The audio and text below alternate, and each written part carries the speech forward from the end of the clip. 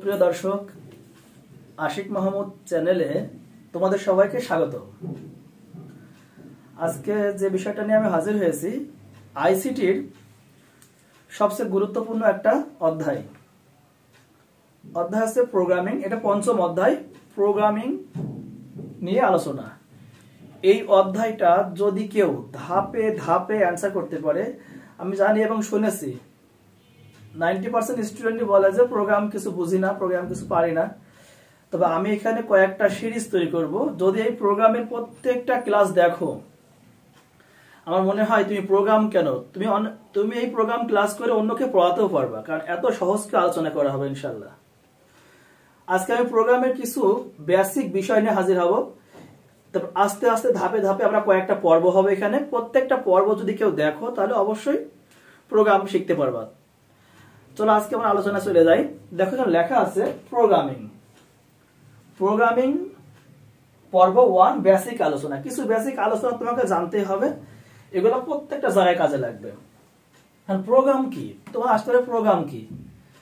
আচ্ছা, প্রোগ্রাম কি বলা যাবে, এটা কাজের কর্মসূচি বলা যায় প্রোগ্রাম। তবে যদি আইসিটির বিষয়ে হয়, তাহলে প্রোগ্রামিং বিষয়টা একটু দেখো, আমি লিখেছি আগেই, তোমরা অবশ্যই এই সংজ্ঞাগুলো নোট করে নিবা, কারণ এগুলো কাজে লাগবে। দেখো, কোনো একটা সমস্যাকে কম্পিউটারের ভাষায় লিখিত নির্দেশনাকে প্রোগ্রাম বলে। তাহলে প্রোগ্রাম কি, কোন একটা সমস্যাকে, একটা সমস্যা আছে মনে করে, সেই সমস্যাটাকে কম্পিউটারের ভাষায়, কিসের ভাষায়, কম্পিউটারের ভাষায় লিখিত নির্দেশনাকে প্রোগ্রাম বলে। তাহলে যে কোনো নির্দেশনা কেমন হতে পারে, তোমার এক জায়গা থেকে এক জায়গায় রূপান্তর করতে বলে, এক ভাষা থেকে আরেক ভাষায় রূপান্তর করতে বলে, ট্রান্সলেট করতে বলে, এই বিভিন্ন প্রকার। একটা তোমাকে গ্রাফিক্স দেখাতে হবে, এই প্রত্যেকটা কি ভেতরে পড়বে প্রোগ্রামের মধ্যে। তাহলে প্রোগ্রাম কি, কোনো একটা সমস্যাকে কম্পিউটারের ভাষায় লিখিত নির্দেশনাকে বলা হবে প্রোগ্রাম। এবার দেখো প্রোগ্রামিং ভাষা, প্রোগ্রামিং এর ভাষাটাকে লেখো। আমি প্রোগ্রাম সম্পর্কে আরেকটু আলোচনা করছি। দেখো প্রোগ্রামিং ভাষা আমি লিখেছি বিভিন্ন বর্ণ তো আমরা বুঝি এ বি সি ডি, বিভিন্ন বর্ণ, বিভিন্ন অঙ্ক, বিভিন্ন গাণিতিক চিহ্ন কোনগুলা, যোগ বিয়োগ গুণ ভাগ এসব, এবং বিশেষ চিহ্ন কোনগুলা হতে পারে, হ্যাশট্যাগ হতে পারে, বিভিন্ন ব্র্যাকেট হতে পারে। তাহলে প্রোগ্রামিং ভাষা হলো বিভিন্ন বর্ণ, অঙ্ক ও গাণিতিক চিহ্ন এবং বিশেষ চিহ্নকে প্রোগ্রামিং ভাষা বলা হয়। প্রোগ্রামিং ভাষার মধ্যে এই শব্দগুলা ব্যবহার করতে হবে, এই জিনিসগুলো লাগবে। প্রোগ্রামিং ভাষা নিয়ে আমি আরেকটু আলোচনা করছি। দেখো প্রোগ্রামিং ভাষাটা কি জিনিস। দেখো আমি বলছিলাম যে প্রোগ্রামিং ভাষা নিয়ে আমি আরেকটু কথা বলবো। তবে হ্যাঁ, প্রোগ্রামিং ভাষা নিয়ে বিশাল আলোচনা থাকবে, পরবর্তী পর্বগুলো দেখতে হবে। দেখো প্রোগ্রামিং ভাষা আমি আগে বলছিলাম যে hashtag, first bracket, second bracket, এটাকে ফার্স্ট ব্র্যাকেটকে আইসিটির ভাষায় বলা হয় প্যারেনথেসিস। কি বলা হয়, লিখে নিবা, প্যারেনথেসিস বলা হয়। আর সেকেন্ড ব্র্যাকেট, এটাকে বলা হয় অ্যাঙ্গেল ব্র্যাকেট। কি বলা হয়, অ্যাঙ্গেল ব্র্যাকেট। এই নাম্বার একটু মনে রাখলে ভালো হবে।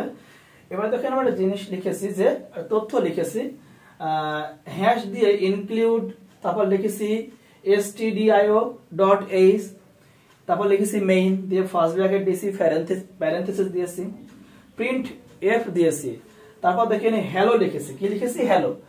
এটা কিন্তু একটা সি প্রোগ্রাম। কি প্রোগ্রাম, সি প্রোগ্রাম। আচ্ছা, প্রোগ্রাম যখন আমরা পড়াবো, সি প্রোগ্রাম নিয়ে পরে বিস্তারিত আলোচনা হবে। এবারে জাস্ট বোঝার জন্য তোমাকে বুঝিয়েছি যে এটা প্রোগ্রামিং ভাষাটা কি। এই যে একটা হ্যাশট্যাগ দিয়েছে, এর মধ্যে কিছু লিখছি, যে পর্যায়ক্রমে কাজগুলো হচ্ছে, এগুলা কিন্তু প্রোগ্রামের এক একটা ভাষা। তাহলে প্রোগ্রামিং ভাষা আমি আগে লিখেছি। যে এবার দেখো 3 নম্বর, সোর্স কোড, অবজেক্ট কোড, এই একটু বোঝার বিষয়। দেখো কম্পিউটারের ভাষা, তোমার কম্পিউটার যা আছে, ওই কম্পিউটার কিন্তু তোমার ভাষা শূন্য আর এক ছাড়া কিছু বোঝে না। কম্পিউটার ভাষা কিন্তু দুইটা, শূন্য আর কি এক। তোমরা বলতে পারো শূন্য কি আর এক কি। এখন তুমি বাংলা বলছো কথার কথা, সেটা ইংলিশে ট্রান্সলেট করতে হবে। তাহলে কেউ ধরে নাও যে বাংলাটাকে বলা হচ্ছে কি শূন্য ভাষা, আর ট্রান্সলেট করে ইংলিশে দিচ্ছে, এটাকে বলা হবে কি ওয়ান ভাষা, এই যে ওয়ান। তাহলে কম্পিউটারের ভাষা মোট কয়টা বললাম, কম্পিউটার ভাষা আছে দুইটা, একটা হচ্ছে শূন্য আর একটা হচ্ছে এক। তাহলে শূন্যকে কি বললাম আর এককে কি বললাম। হয়তো শূন্যটা তোমার নিজের ভাষা, সে তুমি কম্পিউটারে দিলা, কম্পিউটার আবার তোমার একটা লোকের কাছে পাঠাবে, হয়তো চায়নায় পাঠাবে, চায়নায় যে চায়না ভাষায় যে রূপান্তর করলো তোমার বাংলা ভাষাকে, তো এই যে তাহলে চায়না ভাষায় রূপান্তর করলো তোমার বাংলা ভাষাকে, তখন সেই বাংলা ভাষাটা হয়ে গেল কি চাইনিজ, কি হয়ে গেল কি চাইনিজ। তখন ওইটাকে বলা হবে ওয়ান ভাষা, আর জিরোটাকে বলা হবে তোমার নিজের ভাষা। তাহলে তোমার নিজের ভাষাকে বলা হবে জিরো ভাষা, আর কম্পিউটার যে ট্রান্সলেট করে দিল সেটাকে বলা হবে ওয়ান ভাষা। অর্থাৎ কম্পিউটার দুইটা ভাষায় রূপান্তর করতে পারে। কম্পিউটারের ভাষা কি জিরো আর ওয়ান। এবার দেখো সোর্স কোড আর অবজেক্ট কোড, এটা কি জিনিস? সোর্স কোড বলছে উচ্চতর ভাষায় লিখিত প্রোগ্রাম সমূহকে সোর্স কোড বলা হয়। উচ্চতর ভাষা আবার কি? এই যে কম্পিউটারের ভাষা ছিল কি শূন্য আর এক, তোমাকে যদি শূন্য আর এক বলা হয় তুমি বুঝতে পারবা শূন্য কি আর এক কি? কখনোই বুঝতে পারবে না। কিন্তু কম্পিউটার বুঝতে পারবে যে শূন্য কি এক কি। কম্পিউটার তোমার ভাষাটাকে সেভ করে রেখেছে কি শূন্য করে, আর যে ট্রান্সলেট করছে ওইটা হতে পারে কি অন্য ভাষা, সেটা ওয়ান ভাষা হবে। অর্থাৎ ওই যে কম্পিউটারের ভাষা তো বোঝা সম্ভব না, সে কম্পিউটারের ভাষাকে মানুষের বোঝার বা বোধগম্য বা উপলব্ধি করার, এক কথায় মানুষের বোঝার জন্য যে ভাষা তৈরি হয় তাকে বলা হবে উচ্চতর ভাষা। তাহলে কি সোর্স কোড কি? উচ্চতর ভাষায় লিখিত প্রোগ্রাম সমূহকে সোর্স কোড বলা হবে। মানে যেটা মানুষ বুঝতে পারে, যে লেখালেখিটা মানুষ বুঝতে পারে তাকে বলা হবে সোর্স কোড। তাহলে সোর্স কোড হলো কি উচ্চতর ভাষা, এই শূন্য আর এক ভাষাকে উন্নত করে করা হবে কি সোর্স কোড। অবজেক্ট কোড কি? তোমার কম্পিউটার বা মেশিনের ভাষাটি হলো অবজেক্ট কোড। তাহলে শূন্য আর এক অবশ্যই অবজেক্ট কোড, অবশ্যই মেশিন, এটা মেশিন ভাষা।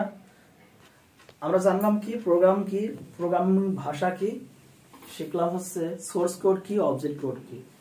এবার দেখো লিখেছি ট্রান্সলেটর। আচ্ছা ট্রান্সলেশন মানে ট্রান্সলেটর, ট্রান্সলেটর মানে অনুবাদক, যে অনুবাদ করে, মানে কি এক ভাষা থেকে আরেক ভাষায়, এক কাজ থেকে আরেক কাজে রূপান্তর করে। এখন এটা কেমন হতে পারে দেখো, ওইখানে লিখেছি ট্রান্সলেটর প্রোগ্রাম বা অনুবাদক প্রোগ্রাম, যে প্রোগ্রামে তারা সোর্স কোডকে অবজেক্ট কোডে বা অবজেক্ট কোডকে সোর্স কোডে রূপান্তর করে।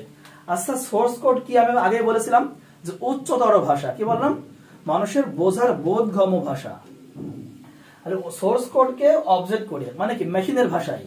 তাহলে যে কোড কি উচ্চতর ভাষাকে মেশিনের ভাষায় রূপান্তর করে, অথবা মেশিনের ভাষাকে সোর্স কোডে রূপান্তর করে, তাই হলো ট্রান্সলেটর।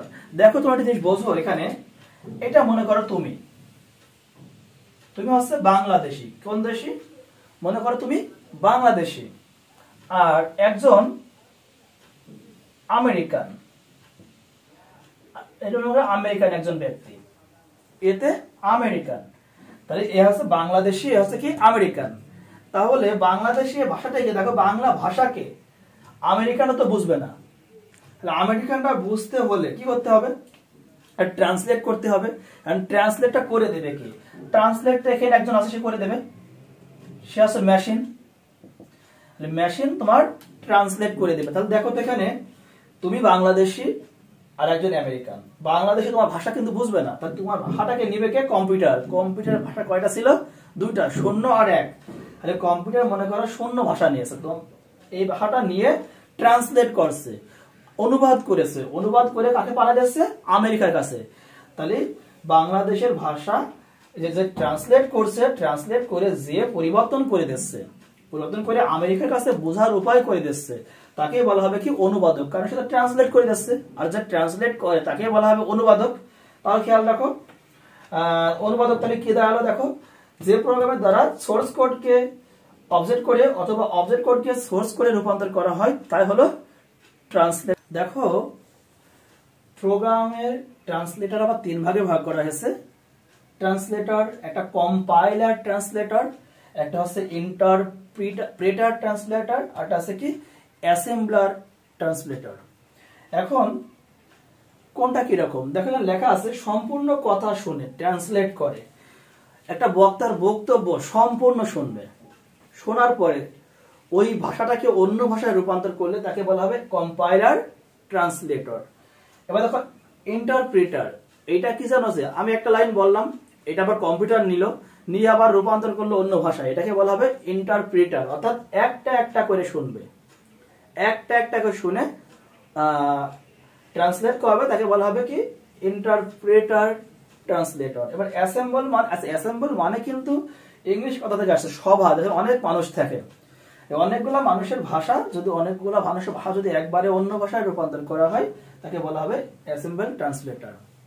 তাই পর্ব প্রথমে আমাদের এটুকুই ছিল, প্রোগ্রাম নিয়ে পরে আলোচনা করা হবে, পরবর্তী পার্ট দেখো। দেখো আস্তে আস্তে ধাপে ধাপে, আজকে ছিল প্রোগ্রাম নিয়ে বেসিক আলোচনা, কিছু সংজ্ঞা তোমাকে জানা লাগতোই, সেগুলো নিয়ে আলোচনা করলাম।